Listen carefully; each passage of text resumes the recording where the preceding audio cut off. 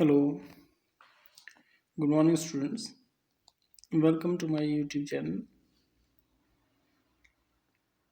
Comparing quantities राशियों की तुलना कक्षा 7।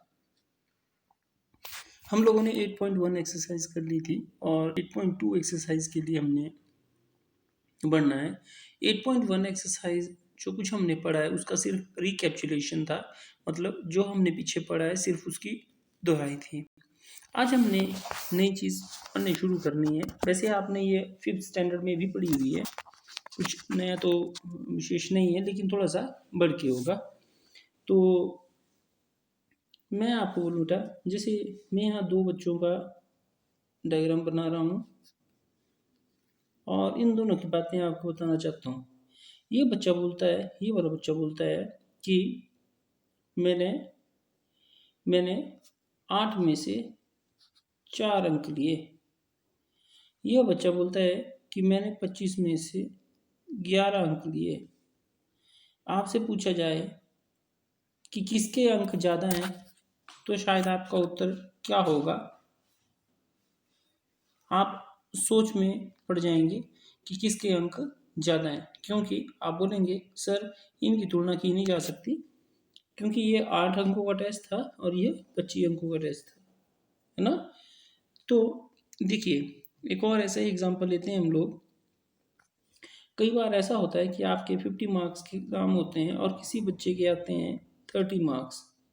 तो कई बार आपके 100 मार्क्स के एग्ज़ाम होते हैं और किसी बच्चे के आ जाते हैं मान लो 48 मार्क्स। तो इनमें से इन दोनों में ज़्यादा कौन है, तो ये बताना हमारे लिए थोड़ा सा संभव नहीं हो पाता है, क्योंकि हमारे पास जो बेस है, जो डिनोमिनेटर है, वो अलग अलग है। एक में 50 नंबर का पेपर हुआ है तो दूसरे में 100 नंबर का पेपर हुआ है। इस समस्या से निपटने के लिए एक नई चीज़ हमारे पास आती है और वो है, शायद बच्चों को लग गया होगा पता, परसेंटेज।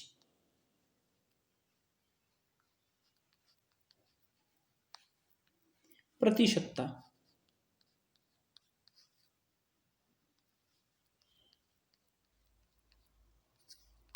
ठीक है, परसेंटेज या प्रतिशतता। परसेंटेज को इस प्रकार से दर्शाया जाता है, इस वाले सिंबल से। मैं एक और सिंबल भी आपको बताना चाहूँगा। इस सिंबल में देखिए, आप 2 जीरो लगी हैं ऊपर नीचे, इस तरह से 1 जीरो यहाँ 1 जीरो नीचे। अगर इस तरीके से हो तो ये होता है प्रतिशतता वाला निशान।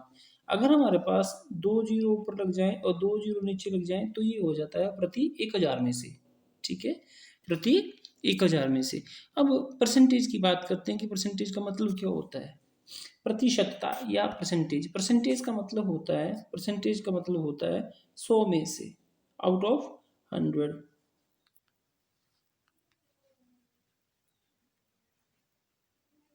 आई मीन टू से 100 में से, है ना, 100 में से। ठीक है, तो 100 में से आउट ऑफ 100। तो मतलब जो भी चीज़ें हमने, जैसे जो भी टेस्ट हुआ या जो भी चीज़ें हमने बतानी है, उसके लिए की काम करना है, हमने बोलना है कि 100 में से कितना है। ठीक है, तो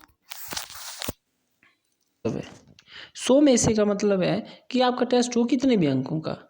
ठीक है, लेकिन हमने उसको बदलना है भी, अगर यही पेपर 100 में होता तो आपके कितने अंक आते।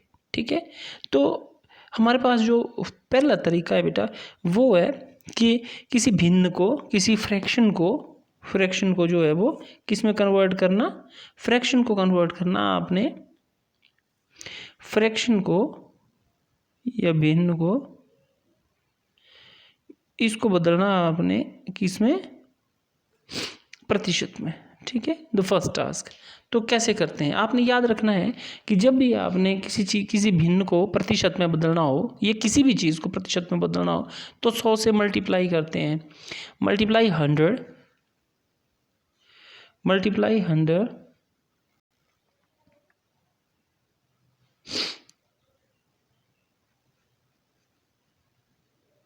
मल्टीप्लाई 100,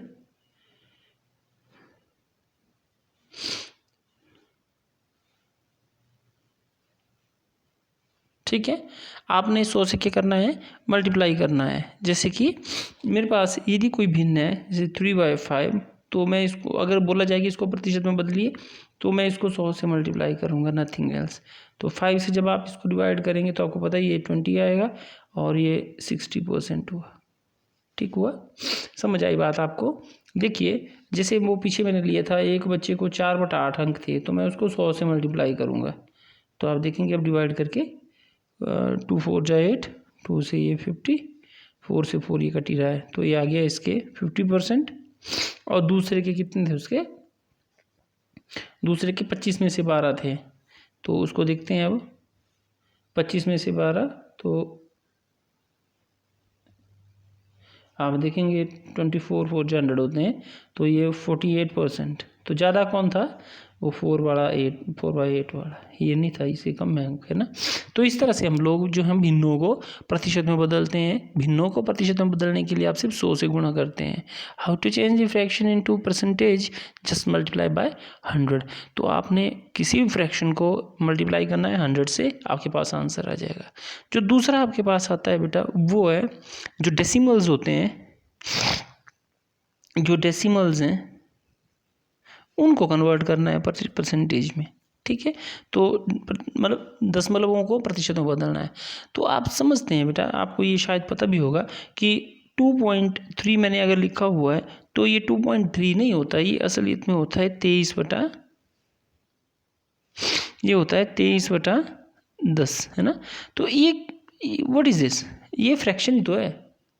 तो फ्रैक्शन को कैसे इसमें बदलते हैं परसेंटेज में, अभी बताया मैंने आपको, 100 से मल्टीप्लाई करना है। तो वेरी इजी सा काम मैंने आपको बता दिया।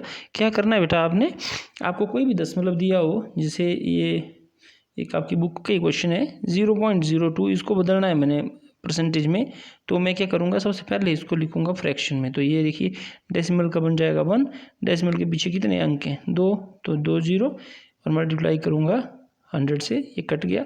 लेकिन जब आपने इसको परसेंटेज में बदला है तो ये ना भूलें कि इसके पीछे जो है वो एक प्रतिशत का चिन्ह भी लगना है। अगर आपने ये चिन्ह नहीं लगाया तो फिर तो ये सारा गड़बड़ा जाएगा काम। ठीक है, तो ये हुआ। इसके बाद हमारे पास आता है बेटा कि जैसे कोई अंक आपके पास दिया होगा, बोला जाएगा कि आप 2 को जो है इसको कन्वर्ट करो फ्रैक्शन में, परसेंटेज में।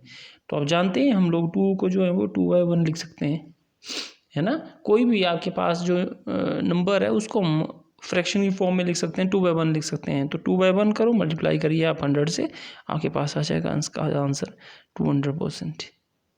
ठीक है, तो 200% हुआ ये। तो ये त्रिज्या था जब मैंने किसी होल नंबर को बदला है किसमें, परसेंटेज में। ठीक है, तो ये तीसरा पार्ट था। अब आपके पास जो एक और है, जैसे डायग्राम से है कोई क्वेश्चन, ये तीसरा क्वेश्चन आपका जो 8.2 एक्सरसाइज का ये है। बोला है पहले इसकी फ्रैक्शन लिखनी है आपने। तो फ्रैक्शन क्या होगी इसकी, देखिए कितने पार्ट बन जाएंगे, इक्वल 4। तो फ्रैक्शन क्या हुई 1/4, फ्रैक्शन हुई 1/4। फिर बोला कि 1/4 को आप परसेंटेज में बदलिए। तो मैंने आपको बता ही दिया कि फ्रैक्शन को अगर आपने बदलना है परसेंटेज में तो जस्ट मल्टीप्लाइड बाय 100, तो ये कट जाएगा और ये कितना आंसर आया 25%। ठीक है, तो इतना हुआ।